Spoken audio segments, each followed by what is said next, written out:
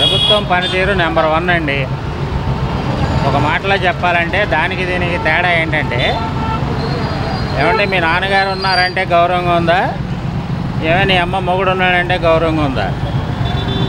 ఏది గౌరవంగా ఉందో చెప్పాలి మీరు సమాధానం. అన్నీ ఎక్కంగానే ఇప్పుడు మన ఇంట్లోనే సర్దుకోవాలంటే అవ్వదు, ఎక్కంగానే అయిపోద్దా? ఇస్తారు, లేట్గా ఇస్తారు, ఏమవుద్ది? అది మనుషుల్లో ఉండాలండి ఆలోచన. ఆయన మాట్లాడింది రాగానే మనుషులందరూ తెలుసు, వాళ్ళకు ఉండాలి. దీంట్లో ఎవడో చెప్పాల్సిన అవసరం లేదు. మీ నాన్నగారు ఉన్నారా అనేదానికనే మీ అబ్బ ఉన్నాడు అనేదానికి తేడా ఉందిగా, అంత తేడా ఉంది ఇద్దరికి. అది ఇంతకు ముందు అతను ఇప్పుడు ఎమ్మెల్యే కానీ మినిస్టర్ కానీ ఎవరికైనా పోలీసు వాళ్ళు ఎవరు గెలిస్తే వాళ్ళకి ఇది ఇవ్వాలి, భద్రత ఇవ్వాలి కదా. వాళ్ళని ఇప్పుడు ఏది అధికార పార్టీ ఉంటే వాళ్ళు చెప్పినట్టుగా చేయట్లేదు వాళ్ళు. ఆయన జగన్మోహన్ రెడ్డి గారికి అంతమంది బందోబస్తు ఇచ్చేసి అంత ఇచ్చేసినా కూడా ఆయన అలా పోలీసు వాళ్ళని అలా మాట్లాడటం చాలా బాధాకరమైన విషయం. ఆ విషయంలో అయితే ఏ పార్టీ అయినా సరే అది మాత్రం చాలా చిన్నతనమైన విషయం. ఎందుకంటే ఎస్ఐ గారు కూడా ఆయన కూడా చాలా బాధపడుతూ చెప్పాడు, నువ్వు సీఎం అయితే అవ్వచ్చు, ఎమ్మెల్యే అవుతాయి, ఎమ్మెల్యేకి ఇవ్వాల్సిన గౌరవం ఇవ్వాలి. ఒక ఎమ్మెల్యే ఉన్నారు అక్కడ, పరిటాల సునీత గారు ఉన్నారు, ఆవిడకి ఇస్తే ఒక సీఏనో ఎస్ఐనో 4 కానిస్టేబుల్ని ఇస్తారు. మరి ఈయనకి ఎంతమందిని ఇచ్చారు? 500 మంది 1000 మంది ఇచ్చారు ప్రొడక్షన్. అంతమందిని ఇచ్చినా కూడా ఆ జనం ఫోర్స్కి తట్టుకోలేకపోయారు.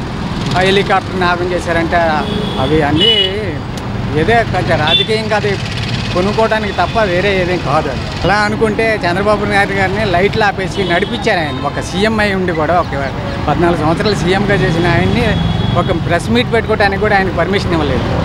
మరి అలా అనుకుంటే అలాగా ఆయన వాళ్ళ నాన్నగారు చనిపోయినప్పుడు జగన్మోహన్ రెడ్డి గారు పాదయాత్ర చేస్తూ ఉంటే ఎంత సపోర్ట్ చేశారు. షర్మిల గారు కానీ జగన్మోహన్ రెడ్డి గారు కానీ ఆయన జైల్లో ఉన్నప్పుడు కూడా చాలా పోలీసు వాడు కానీ ఎక్కడా కూడా ఏ అభ్యంతరం లేకుండా చేశారు. మరి ఈయన అలాగ మాట్లాడటం కొంచెం మాకు కూడా బాధాకరంగా అనిపిస్తుంది. పోలీసు వాళ్ళు కూడా అప్పుడు ఊడిగం చేశారు, ఇప్పుడు ఊడిగం చేస్తూనే ఉంటారు. ఇప్పుడు ఎంప్లాయీస్ అనేవాళ్ళు ఏంటంటే గవర్నమెంట్ ఏదైతే వాళ్ళు చెప్పింది చేయాల్సిందే. ఎప్పుడైనా సరే ఎవరైనా సరే ఎంప్లాయీ ఏ గవర్నమెంట్ చెప్తే ఆ గవర్నమెంట్ చేయాల్సిందే.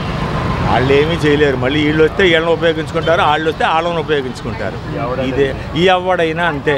ఇది రొటీన్గా ఒక సైకిల్గా తిరుగుతూ ఉంటుంది అంతే. ఇదంతా వాళ్ళు చెబుతూనే ఉంటారు, ప్రజలు వింటూనే ఉంటారు, వాళ్ళు వేసేది వాళ్ళు వేస్తూనే ఉంటారు. ఈ అంత ఉత్తి మాటలు మనకేదో టైం పాస్ చేసుకోవటమే తప్ప, ఆఫీస్ నుంచి ఇంటికి వస్తే ఒక అరగంట టీవీ చూడాలి, నలుగురు కలిస్తే అరగంట మాట్లాడుకోవాలి, పిచ్చాపాట మాట్లాడుకోవాలి. ఎప్పుడైనా రొటీనే ఇది, దానికి ఎప్పుడు ఏమీ చేయడు అంటూ ఉంటారు. అన్నీ మామూలే. ఇక ముందైతే అసలు సినిమా లేదు, అది 100% రాసేసుకోవచ్చు. నెక్స్ట్ ఎలక్షన్లకి 11 సీట్లు కూడా ఉండవు. అది ఇది మీరు గట్టిగా రిలే చేయండి, ఏం పర్వాలా. ఇప్పుడు జరుగుతున్న సిచ్యువేషన్ ప్రకారంగా ప్రజలకి కొంచెం నమ్మకం కలుగుతుంది కాబట్టి ప్రెసిడెంట్ కూడా ఇదే పార్టీ అధికారంలో వస్తుందని మేము ఆనందంగా ఉంటామని చెప్పి ఆలోచిస్తున్నాం. ప్రజలు ఆయన్ని చూడాలని అభిమానం మీద విపరీతంగా వచ్చారు కాబట్టి అంత ఫోర్స్ వచ్చింది కాబట్టి ఆయన మీద అభిమానం మీద అలా తోసుకున్నారు కాబట్టి భద్రతా లోపం కాదు అది. అది ప్రజలు చేసిన ఫోర్స్ వల్ల జరిగింది. కానీ భద్రత మాత్రం ఆయనకి ఎక్కువే వచ్చింది, భద్రతా రూపంగా చాలా ఎక్కువ వచ్చింది. ఆయన అభిమానులు ఉండొచ్చు, కాకపోతే ఏంటంటే ఆయన చేసింది చాలా ప్రజల్లోకి ఎవరికి ఇసుక ఉంది, ఇసుక మనం తయారు చేసేది కాదు కదా. దానివల్ల కార్పెంటర్ కాడ నుంచి ఐరన్ షాప్ దగ్గర సిమెంట్ కొట్టు దగ్గర నుంచి వర్కర్లు ఎంత బాధపడ్డాం. ఎవరికి పని లేదు కదా, బిల్డర్స్ కానీ అన్ని రకాలుగా ఇసుక వల్ల ఎంత ప్రాబ్లం అయిపోయింది. అలాగే లెక్కర్ వల్ల కూడా అంతే. లెక్కర్ వల్ల ఆ రోజు ప్రతి ఒక్కడు ఏ షాప్ దగ్గర పెట్టినా ప్రతి ఒక్కళ్ళు తిట్టుకునేవాళ్ళు. ఈరోజు మరి రూపాయి ఎక్కువైనా సరే తిడతలేదు ఎవడో తాగుతున్నారు, అందరూ తాగుతున్నారు.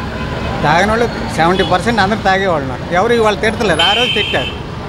అది అందుకని నేను చెప్పేది ఏమన్నా, అవన్నీ ఉత్తమ మాటలే. ఇప్పుడు ప్రభుత్వంలో అతను ఏం చేయలేడు. ప్రజెంట్ ఎవరు గవర్నమెంట్లో ఉన్నట్టు వాళ్ళు అలాగే మాట్లాడుతూ ఉంటారు. అంత ముందర చంద్రబాబు నాయుడు అలాగే మాట్లాడాడు, ఇప్పుడు జగన్మోహన్ గారు అలాగే మాట్లాడుతుంటాడు.